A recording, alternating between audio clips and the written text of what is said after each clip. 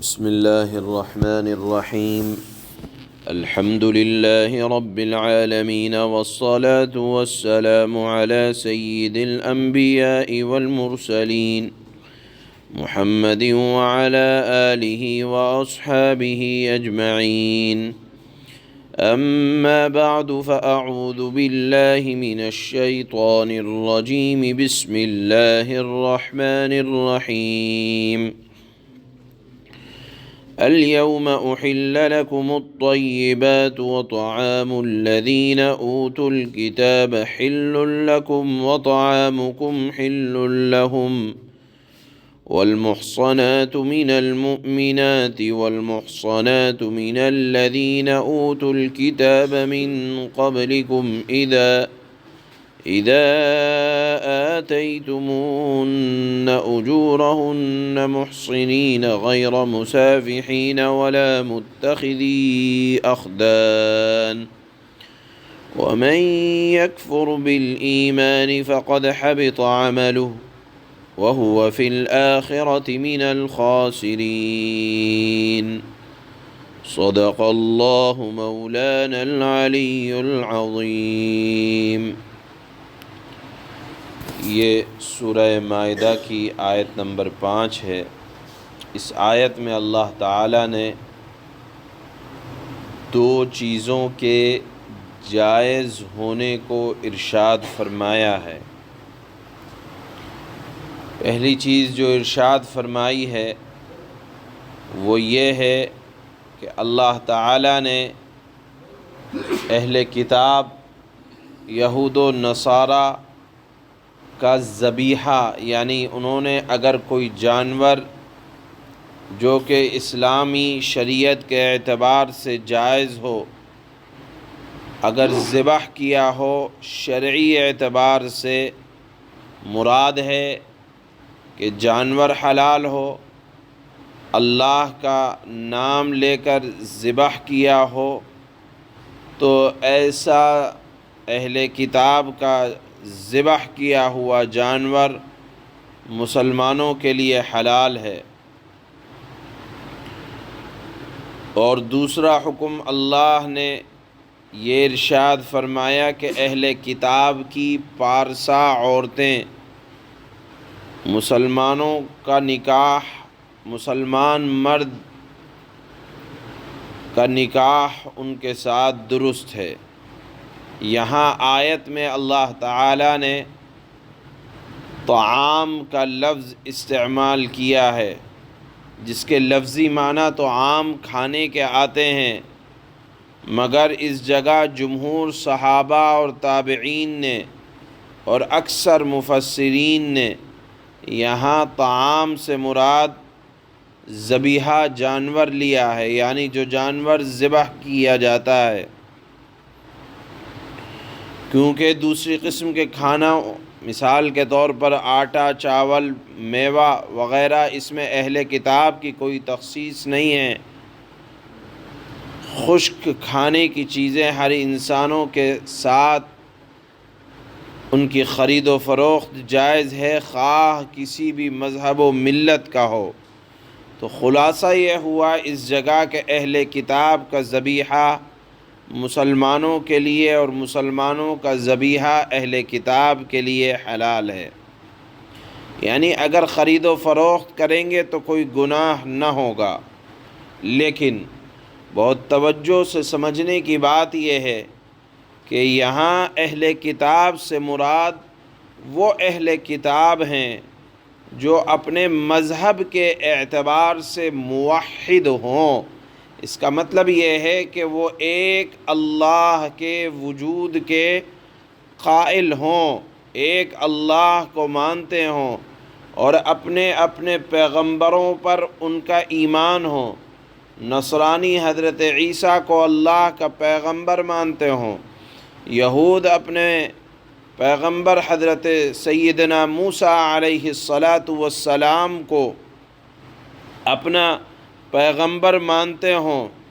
ایسا نہ ہو کہ صرف وہ مردم شماری کے اعتبار سے، یعنی نام کے اعتبار سے اہل کتاب بنے ہوئے ہوں. حضرت مفتی شفیع عثمانی نور اللہ مرقدہ نے لکھا ہے کہ موجودہ زمانے کے یہود و نصارہ صرف اور صرف مردم شماری کے لحاظ سے وہ اہل کتاب ہیں، در حقیقت وہ نہ اللہ کے وجود کے قائل ہیں، نہ اپنے مذہب و ملت کے قائل ہیں، بلکہ وہ صرف نام کے یہودی یا نصرانی کہلاتے ہیں۔ اصولی اعتبار سے نہ وہ آخرت کے وجود کے قائل ہیں، نہ جنت اور جہنم کے وجود کے قائل ہیں، بلکہ ان کو اپنی کتابوں پر بھی ایمان نہیں ہے۔ ان کو کہا جاتا ہے دہریہ۔ تو ایسے دہریوں کا ذبح کیا ہوا جانور یا وہاں سے آیا ہوا اور مذبوح جانور حلال نہ ہوگا۔ بہرحال اہل کتاب سے مراد وہ اہل کتاب ہیں کہ جن کا اپنی کتاب پر ایمان ہو، اللہ کو ایک مانتے ہوں، پیغمبروں کے وجود کی اور ان کی عظمت کے قائل ہوں۔ تو اگر ایسا کوئی اہل کتاب ہے تو اس کا ذبح کیا ہوا جانور حلال ہوگا، ورنہ موجودہ زمانے کے موجودہ دہریوں کا ذبح کیا ہوا جو محض مردم شماری کے اعتبار سے اہل کتاب ہیں، ان پر اس کا اطلاق نہ ہوگا۔ لیکن وہاں بھی شریعت کے اعتبار سے ضروری یہ ہے کہ وہی جانور ان کا ذبح کیا ہوا حلال ہوگا جو شریعت اسلامیہ میں حلال ہے، نہ یہ کہ اہل کتاب اگر خنزیر پر العیاذ باللہ اللہ کا نام لے کر ذبح کر دیں یا اور کسی مکروہ جانور پر شرعی اعتبار سے ذبح کر دیں تو ان کے محض ذبح کر دینے سے وہ حلال نہ ہوگا۔ یہ دیکھا جائے گا کہ اسلامی شریعت میں، دین محمدی میں وہ حلال ہے یا نہیں۔ اسی طرح سے دوسری شرط یہ ہے کہ ذبح کے وقت اہل کتاب نے اس پر اللہ کا نام لیا ہو، غیر اللہ کا نام نہ لیا ہو۔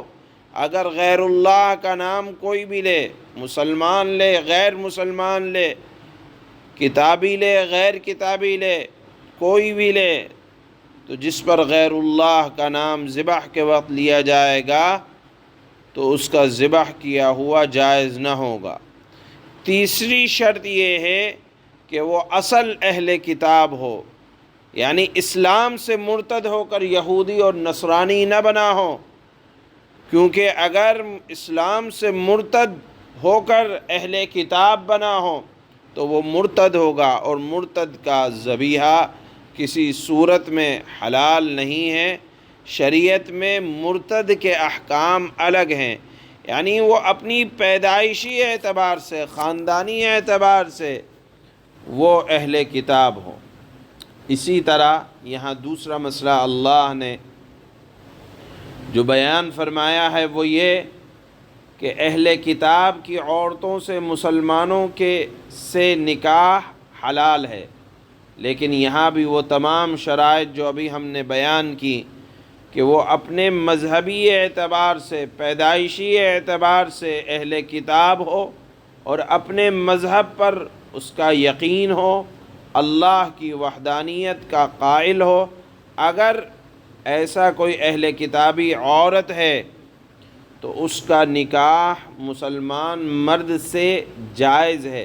یہاں یاد رکھنا چاہیے کہ اللہ نے جواز کو بتایا ہے، اہل کتاب کی عورتوں سے نکاح کی معاذ اللہ ترغیب نہیں دی ہے کہ مسلمان خواہ مخواہ اپنے خاندان کی عورتوں کو چھوڑ کر، مسلمان بچیوں کو چھوڑ کر بلا وجہ اہل کتاب کی عورتوں سے شادی کریں۔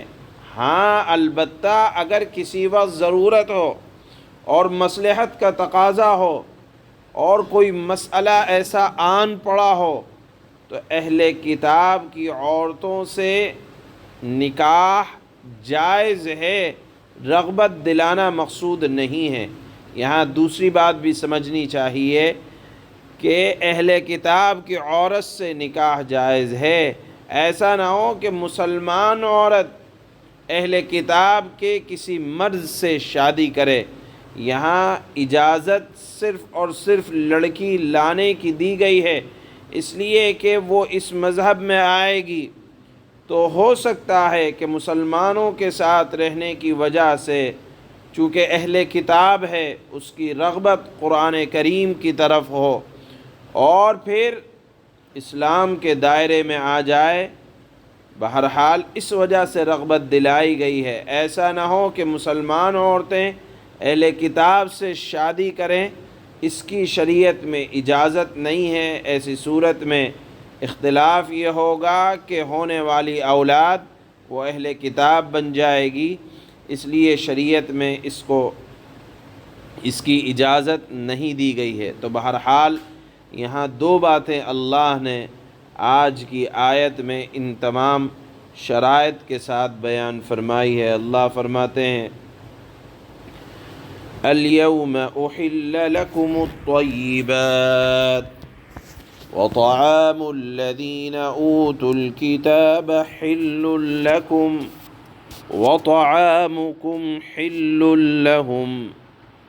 آج تمہارے لیے پاکیزہ چیزیں حلال کر دی گئی ہیں، اور جن لوگوں کو تم سے پہلے کتاب دی گئی تھی ان کا کھانا بھی تمہارے لیے حلال ہے، اور تمہارا کھانا ان کے لیے حلال ہے۔ میں نے بتایا کہ ان کا ذبح کیا ہوا جانور اسی صورت میں حلال ہوگا جبکہ وہ جانور کو شرعی اعتبار سے ذبح کریں اور اس پر اللہ کا نام لیں، اللہ کے سوا کسی اور کا نام نہ لیں۔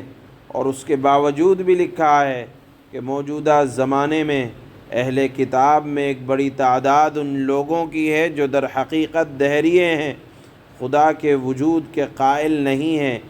ایسے لوگوں کا نہ تو ذبیحہ حلال ہے اور نہ موجودہ زمانے کے دہریہ کی عورتوں سے نکاح حلال ہے۔ اس کو سمجھنا چاہیے۔ اللہ فرماتے ہیں کہ جن لوگوں کو تم سے پہلے کتاب دی گئی تھی ان کا کھانا بھی تمہارے لیے حلال اور تمہارا کھانا ان کے لیے حلال ہے۔ نیز مؤمنوں میں سے پاک دامن عورتیں بھی اور ان لوگوں میں سے پاک دامن عورتیں بھی تمہارے لیے حلال ہیں جن کو تم سے پہلے کتاب دی گئی تھی۔ یہاں علماء نے لکھا ہے کہ اہل کتاب کی خواتین سے جو نکاح کی بات کہی گئی ہے وہ وہی اہل کتاب ہونی چاہیے جو خاندانی اعتبار سے اہل کتاب ہوں اور ان کا خدا پر ایمان ہو، پیغمبر پر ایمان ہو۔ اور لکھا ہے کہ موجودہ زمانے کے اہل کتاب بھی وہی دہریوں میں شامل ہیں، لہذا ان کی عورتوں سے بھی نکاح حلال نہ ہوگا۔ اور یہاں عورتوں کی بات اس لیے کہی گئی ہے کہ وہ اپنے مذہب میں آئے گی تو کم از کم ایک خاندان پاکیزہ وجود میں آ سکتا ہے، اس لیے اس بات کی اجازت دی گئی ہے، لیکن رغبت نہیں دلائی گئی ہے کہ مسلمان خواہ مسلمان بچیوں کو چھوڑ کر دیگر مذاہب کی عورتوں سے شادی کریں۔ ہاں البتہ اگر کہیں کوئی مصلحت کا تقاضا ہو تو صرف نکاح کے حلال ہونے کی بات ہے، یعنی اولاد حرام نہ ہوگی۔ اسی کو یہاں ارشاد فرمایا کہ ان لوگوں میں سے پاک دامن عورتیں بھی تمہارے لیے حلال ہیں جن کو تم سے پہلے کتاب دی گئی تھی، جبکہ تم نے ان کو نکاح کی حفاظت میں لانے کے لیے ان کے مہر دیے ہوں، یعنی بہرحال مہر ان کے بھی دیے جائیں گے۔ نہ تو بغیر نکاح کے صرف حوث نکالنا مقصود ہو اور نہ خفیہ آشنائی پیدا کرنا۔ وَمَن يَكْفُرْ بِالْإِيمَانِ فَقَدْ حَبِطَ عَمَلُهُ۔ وَهُوَ فِي الْآخِرَةِ مِنَ الْخَاسِرِينَ۔